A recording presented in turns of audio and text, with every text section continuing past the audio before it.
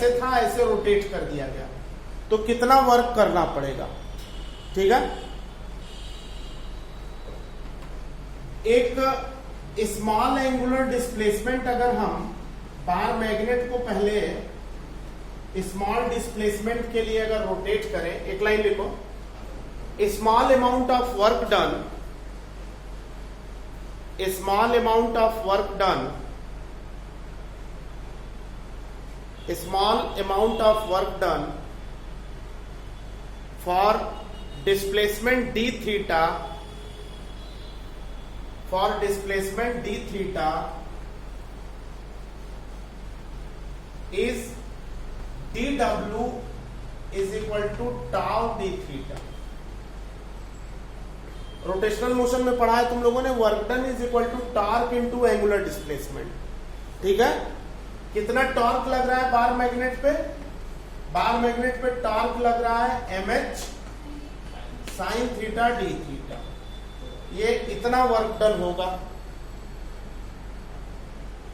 Rotation 0 degree से theta है, 0 से थीटा है, total work done, total work done W integration dw mh integration sine theta d theta, limit from 0 to 3, कितना आ गया work done, कितना वर्क डन आ गया बच्चों,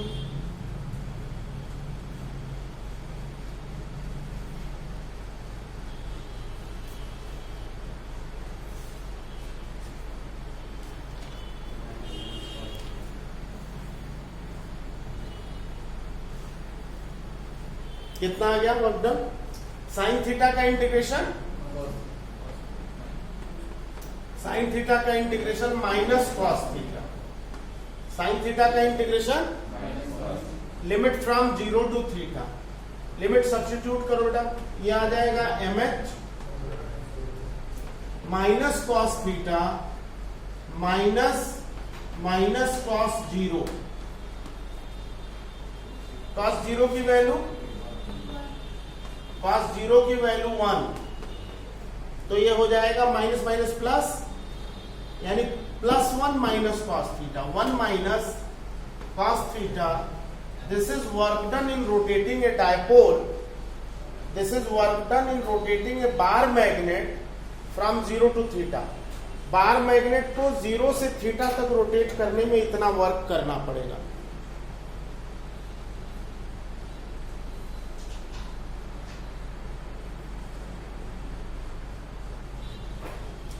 W is equal to mh 1 minus cos theta, इतना work करना पड़ेगा बार मैग्नेट को 0 से थीटा तक रोटेट करने में। और अगर रोटेशन θ1 to θ2 हो, एक लाइन और लिख लीजिए इसी में, therefore work done in rotating, therefore work done in rotating bar magnet, work done in rotating bar magnet from θ1 to θ2, from θ1 to θ2, bar magnet को θ1 से θ2 तक रोटेट करने में कितना वर्क करना पड़ेगा। लिमिट केवल 0 से थीटा की जगह क्या हो जाएगी, θ1 से θ2 तक, तो आप ले लो W is equal to mh integration θ1 to θ2 sine theta d theta. क्या होगा बच्चों, W is equal to mh minus cos theta, limit from θ1 to θ2। Solve करने पे कितना आएगा, इसको अगर सॉल्व करें तो कितना आ जाएगा, हाँ mh cos θ1 minus cos θ2, mh under bracket, ये तो हो जाएगा माइनस कॉस θ2 माइनस कॉस θ1, यही होगा ना, माइनस और माइनस प्लस हो गया, तो W is equal to mh under bracket cos theta 1 minus cos theta 2।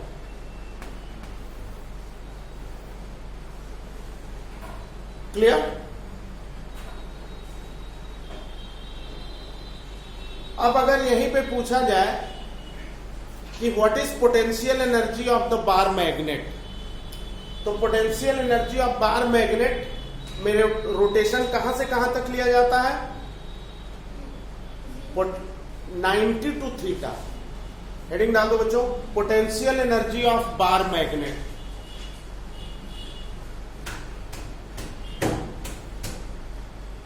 Potential energy of bar magnet.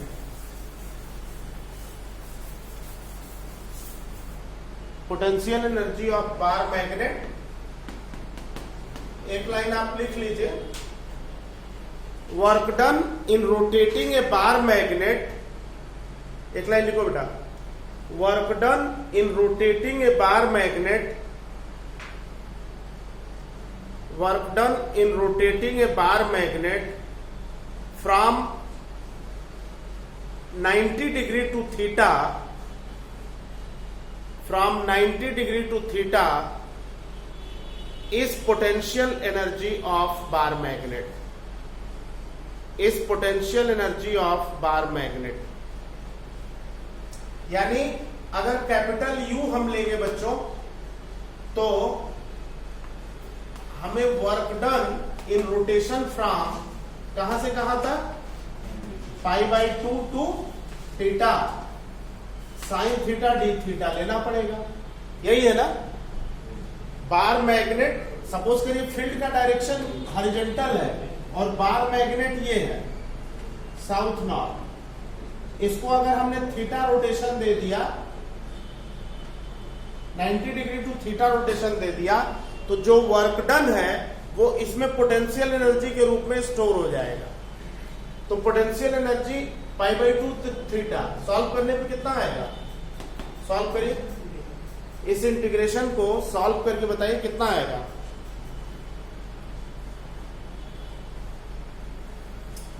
mh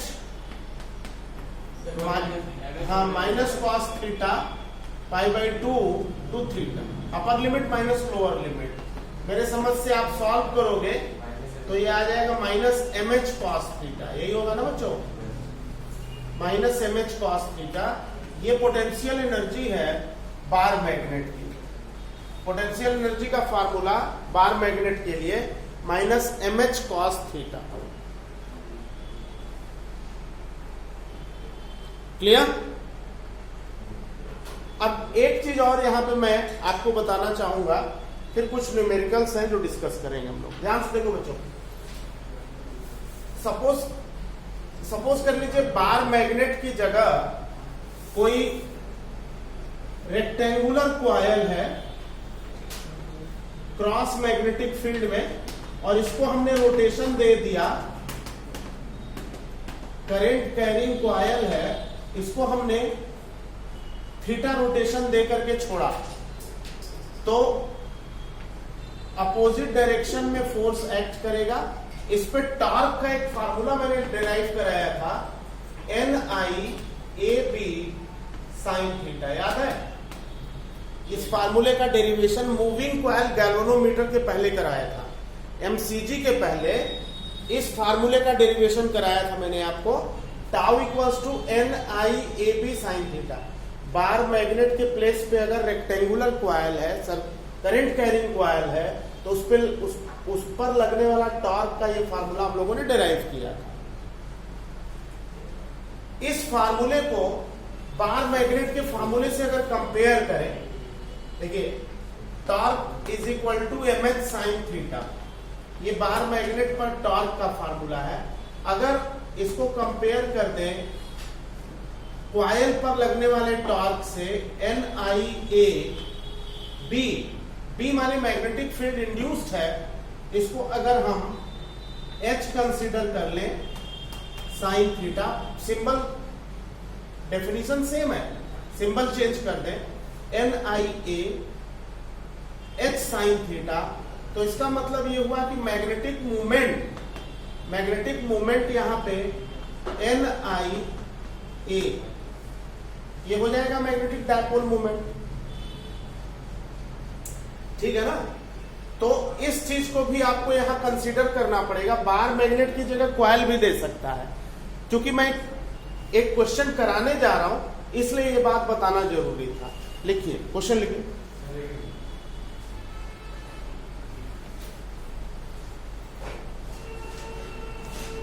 लिखो बेटा, ए 250 turn rectangular coil, a 250 turn rectangular coil of length 2.1 centimeter, of length 2.1 centimeter and width 1.25 centimeter. Rectangular coil length कितनी है? Length कितनी है? 2.1 centimetre, 2.1 centimetre. और breadth कितनी है? इसकी चौड़ाई कितनी है? 1.25 सेंटीमीटर, ठीक है। And it carries current 85 micro ampere, it carries current 85 micro ampere, 85 micro ampere suspended in magnetic field 0.85 Tesla, suspended in magnetic field 0.85 Tesla, magnetic field capital B 0.85 Tesla, या H ले लो, 0.85 Tesla. What is work done? What is work done for rotating the coil by 180 degree? What is work done for rotating the coil by 180 degree? निकालो बच्चों।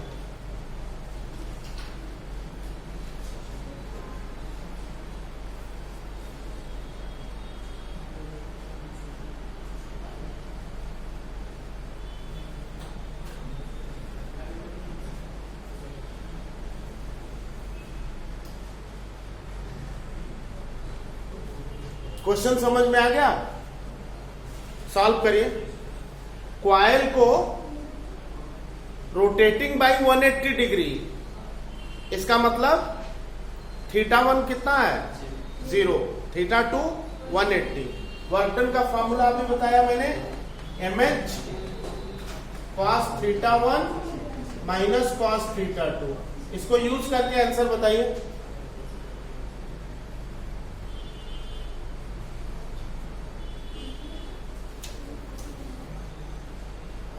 यहां पे magnetic movement coil का कितना लेंगे? NIA, क्या लेंगे? NIAH, और cos θ1 नीचे लिख देंगे, m की जगह लिखेंगे NIAH cos 0 minus cos 180। Solve करके वैल्यू पुट करके बताओ बच्चों कितना है। Every term is given here, सब कुछ दिया हुआ है। बताइए आंसर कितना आएगा जूल में, बताइए।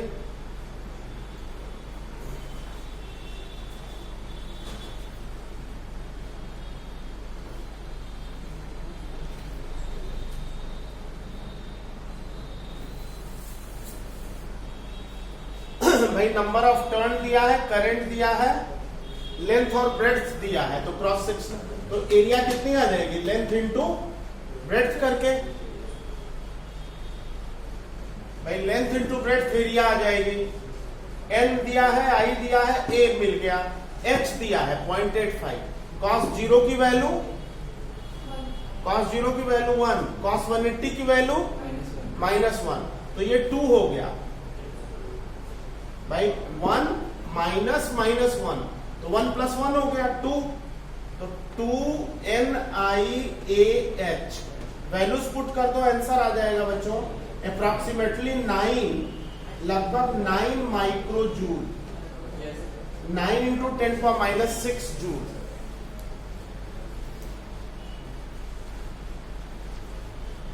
ठीक है ना, क्लियर?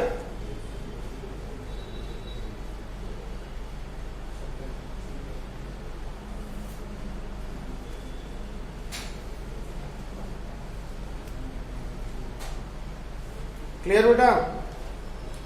एक ऑब्जेक्टिव क्वेश्चन है, जरा लिखिए। ए बार मैग्नेट इज हंग, एक ऑब्जेक्टिव क्वेश्चन है, लिखिए। A bar magnet is hung, HUNG. A bar magnet is hung by a thread in horizontal magnetic field.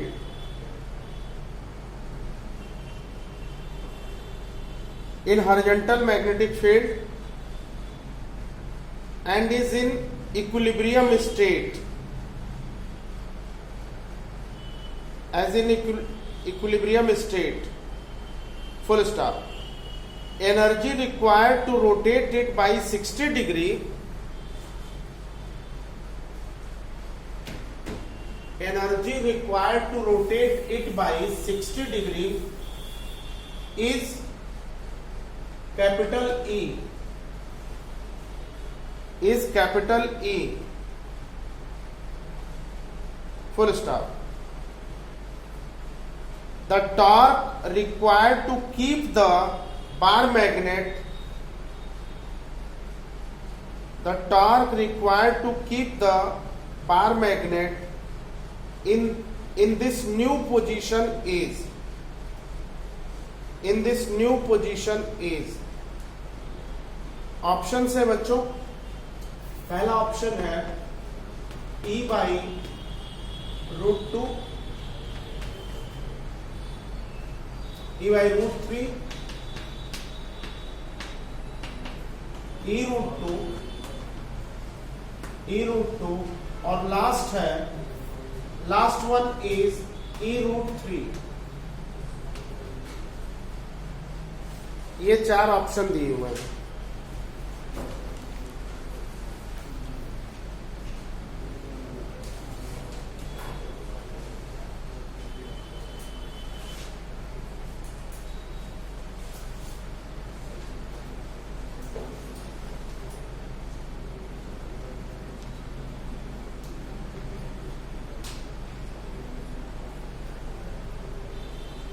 Solve करिए, जल्दी से बताइए।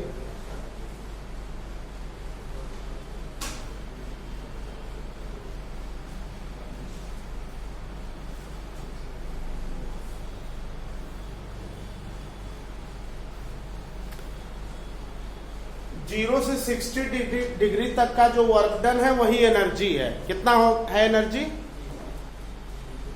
0 से 60 डिग्री, इक्विलिब्रियम स्टेट का मतलब 0 डिग्री, बार मैग्नेट फील्ड के parallel 0 degree, 0 degree to 60 degree, what is work done, वही energy है। कितना आएगा work done? mh cos 0 minus cos 60, कितना आएगा बच्चों? cos 0 की वैल्यू होती है 1 और cos 60 की 1/2, तो कितना आ गया ये 1 माइनस 1/2 mh/2। ये वर्क डन जो है एनर्जी है, यही दिया है ना। तो कह रहा है कि टॉर्क कितना है कि मैग्नेट को वहीं रोक दिया जाए, जिस न्यू पोजीशन पे मैग्नेट गया वही रुक जाए। How much torque is required, कितना टॉर्क रिक्वायर्ड है? टॉर्क का फार्मूला मालूम है आपको? हाँ, mh sin थीटा यूज कर लीजिए, आंसर आ जाएगा।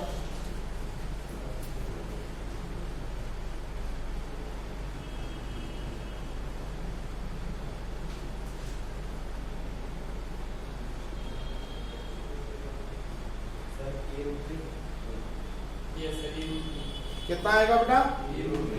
E√3 is correct. टॉर्क हो गया mh sin 60, यही हुआ ना। sin 60 की वैल्यू √3/2, तो mh √3/2 और mh/2 क्या है? कैपिटल E है, तो E√3। Fourth option is correct. सबको क्लियर है?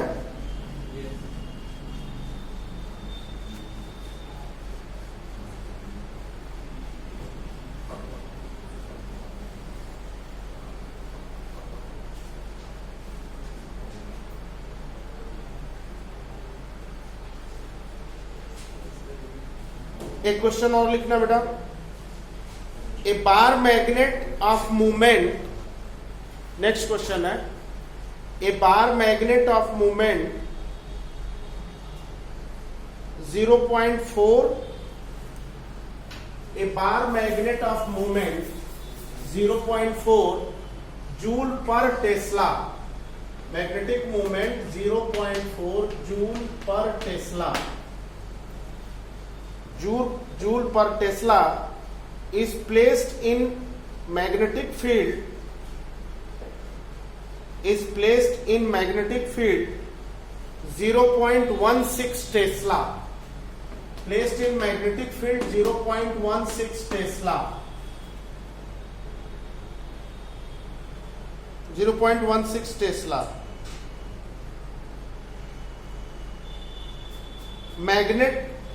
Magnet is in stable equilibrium, then find its potential energy. Magnet is in stable equilibrium,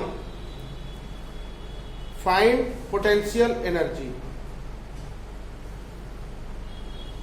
Find its potential energy. Solve करो।